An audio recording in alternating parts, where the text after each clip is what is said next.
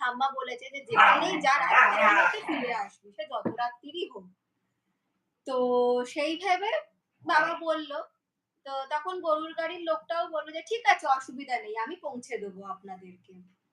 তো বাবা মন্দিরে, মানে যে আশ্রম ছিল আর তার সঙ্গেই মন্দির ছিল, ওখানেতে গেল, পুজো আচ্ছা দিল, বোধহয় ভোগ টোগও খেয়েছিল, প্রসাদ খেয়েছিল।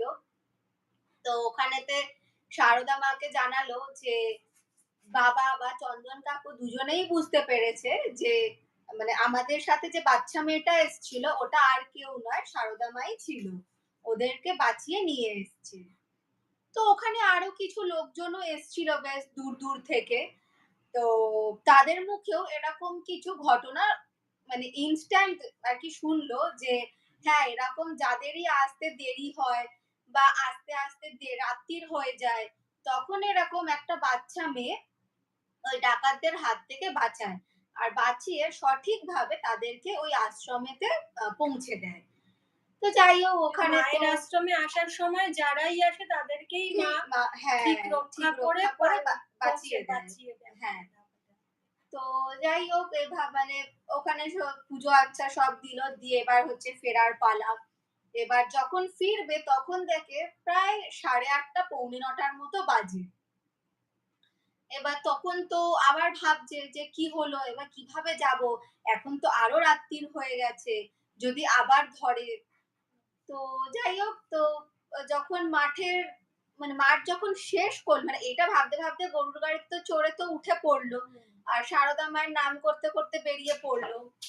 ওখানে লোকেরাও বলল, মন্দিরের পুরোহিত মশাই বলল যে যাও তোমরা, কোনো অসুবিধা হবে না, তোমরা যখন মানে সঠিকভাবে জীবিত অবস্থায় এসছো, সেরকম জীবিত অবস্থাতেই তোমরা আবার বাড়ি ফিরে যাবে, দেখবে মা কারোর মানে ক্ষতি করেও না, ক্ষতি হতেও দেয় না, সবাইকে সঠিকভাবে বাড়ি পৌঁছে দেয়। তো এই কথাটা শুনে আরো বেশি মনোবল পেয়ে, মনে জোর নিয়ে বাবা আর চন্দন কাকু দুজন মিলে বেরিয়ে পড়লো। আর তারপরে দেখলো যে মাঠ পেরোতে আসার সময় যত সময় লাগছিল, আর পেরোনোর মানে যখন স্টেশনে আসবে দেখলো কোনো সময়ই লাগলো না, মানে একদম নিমিষের মধ্যে ওরা স্টেশনেতে চলে আসলো।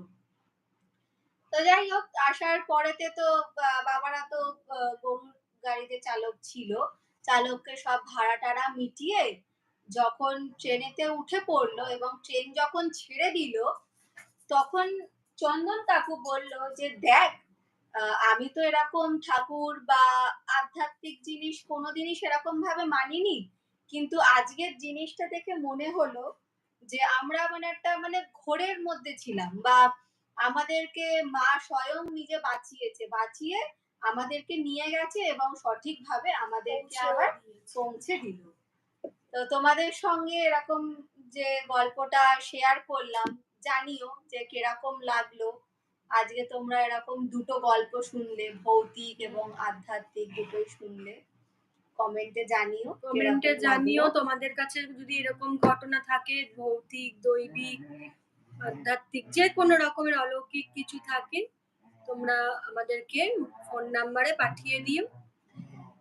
আর এখানে আমরা হোয়াটসঅ্যাপ নাম্বার দেওয়া আছে, বা আবারও আমি লাইভে শেষে দিয়ে দেবে, তোমরা দেখে সেখানে পাঠিয়ে দিতে পারো। তোমাদের মতামত জানিও, তোমাদের ভালো লাগছে না কিরকম, কি তোমরা কিরকম ঘটনা শুনতে চাও সেগুলোও জানিও। ঠিক আছে, যারা যারা জয়েন করেছো তাদের সবাইকে থ্যাংক ইউ, সবাইকে অসংখ্য ধন্যবাদ। আমরা মাঝে মাঝে লাইভে আসার চেষ্টা করব, বেশি রেকর্ডেড থেকে লাইভটা আসলে ভালো লাগে বেশি, একদম লাইভ শুনতে সবারই বেশি ভালো লাগে। আমরা এরকমই আসার চেষ্টা করব। তাহলে আজকে এখানেই শেষ করছি। তোমরা একটু সাপোর্ট করো, আমাদের পাশে থেকো। তোমরা যারা কমেন্ট করছো থ্যাংক ইউ, অসংখ্য ধন্যবাদ।